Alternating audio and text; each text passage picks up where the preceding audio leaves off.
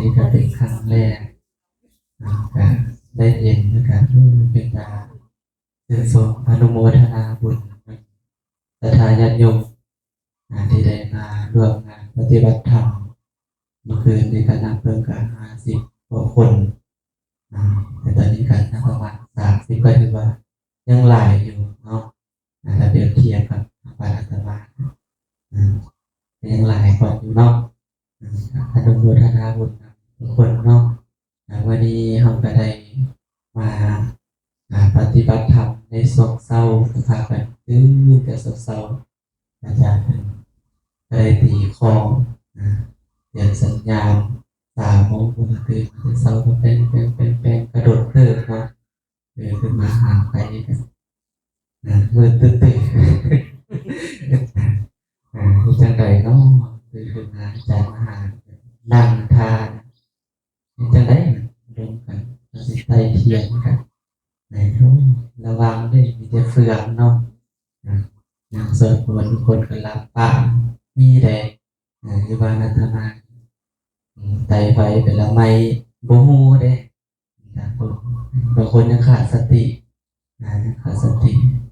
อาศัยก็คือเอามาปฏิบัติธรรมนี่แหละเพื่ออย่างเพื่อให้เรามีสติอยู่ทุกหายใจเข้าออกวันนี้ในเบื้องต้นเราก็ได้ให้ทานไปแล้วได้รักษาศีลไปแล้วแต่เจ้าในเมื่อใดจะได้ไปตามภาวนาเนาะเพื่อให้มีเสริมสร้างสติปัญญากันได้มาฟังธรรมในฟังธรรมในตอนเช้าวันนี้เมื่อวานพระอาจารย์ได้ให้ธรรมะให้ได้หลายอย่างเป็นในเบื้องต้นของเป็นหลักๆของเขาก็คือการให้ทานนะครับให้ทานรักษาศีลจะเดินไปตามภาวนาต่อไปก็คือสุตตะเป็นการฟังอย่างฟังดุจธรรมเทศนาจากพระครูบาอาจารย์หลายๆองค์หลายๆท่านเป็นได้มาให้ธรรมะ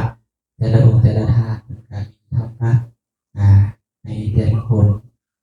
กระสิแตกต่างกันไป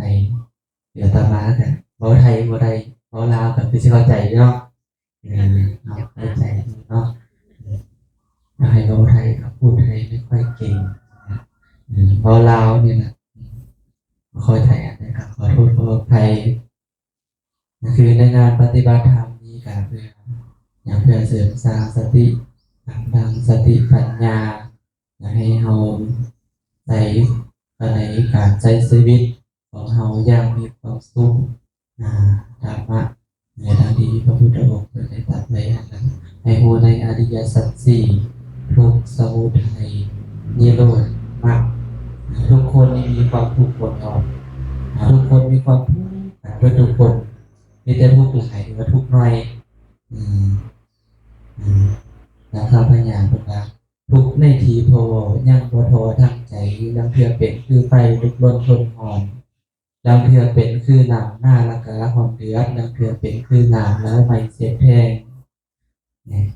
ทุกจิตทุกใจของเขานี่ทุกยากเลยถ้าเราปล่อยวางนะทุกกายดีพักผ่อนผู้โดนน้ำก็หายเนาะแต่ทุกใจที่เจ็บวงเจ็บใจนี่ตามดีเขาไปเอาคำเบ้าของคนอื่นมาคิดใส่จิตใส่ใจโดยบ่ปล่อยวางนะหรือว่าคิดหรือว่าการลมหายใจจากลูกลมหายใจจากพ่อแม่ลมหายใจจากก็คิดแต่ตัวผู้เดียวนี่นะโดยบ่คิดว่าคนอื่นเขาก็ตายคือกันพ่อแม่คนนั้นก็ตายปู่ย่าคนนั้นก็ตายลูกคนนั้นก็ตายนี่ถ้าเขาคิดถ้าเขาบ่มีธรรมะนะมันเป็นธรรมชาติในเบื้องต้นคือตัดเสาของเป็นการเกิดก็เป็นทุกข์นะการแก้ก็เป็นทุกข์การตายก็เป็นทุกข์ทุกข์ก็อยู่ในเฮาเนี่ยนะเมื่อเหินห่างเขาไปได้เฮ็ดจังได๋เขาจะอยู่กับทุกข์ให้มันได้มันเป็นธรรมดาคือทุกข์เป็นเราต้องเรียนรู้จักทุกข์ก่อนทุกข์ย้อนหยังเฮ็ดหยังจังทุกข์ทุกข์กายบ่หรือว่าทุกข์ใจบ่อันหลักๆก็คือทุกข์กายกับทุกข์ใจมันเป็นไข้ก็คิดยาเนี่ย เฮ็ดจะได้ทุกข์เพราะความคิดคิดหยังก็คิดกับลูกกับหลานกับผัวกับเมียนะเมื่อว่ามันทุกข์ก็อย่าไปคิดโดยฉะนั้นให้เรา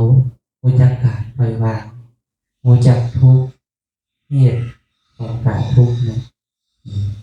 มีเหตุได้มันจะเกิดได้เนาะบางคนก็ไปเกิดอุบัติเหตุเลยเนาะอืมหัวเมียลงหาตายจากหรือว่าลูกพอฟังความไปเห็นมันก็ทุกข์เนี่ยอย่าหาทางดับทุกข์แบบนี้อย่าหาทางดับทุกข์ให้เจ้าได้แบบนี้บางคนขี่รถอะ100ก็ไป120 140เนี่ยเนี่ยให้เรามีสติเนาะถ้าเรามีบ่มีสติลักษณะในเพิ่นก็ยังสิได้ฝึกกรรมฐานการเดินจงกรมเนี่ยมันต้องไปแล้วจะสอนไปพ่อแม่ครูบาอาจารย์เพิ่นให้ธรรมะหลายๆอย่าง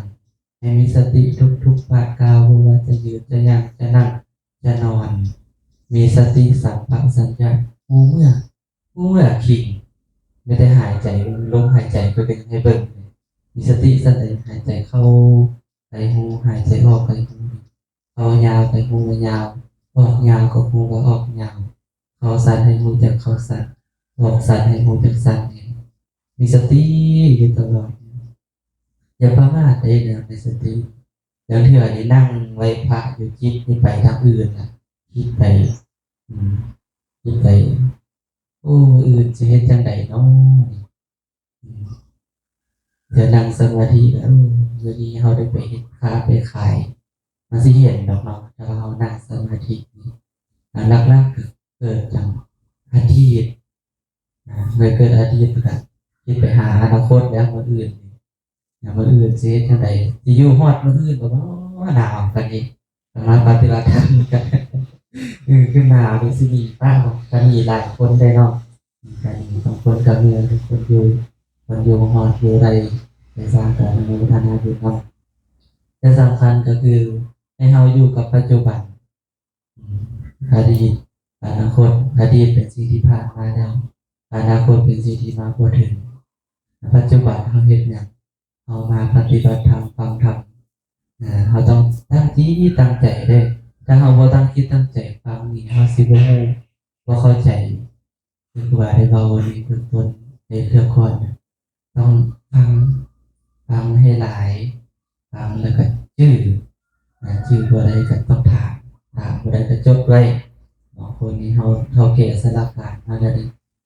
สัญญาก็บ่คือเก่าความทรงจำ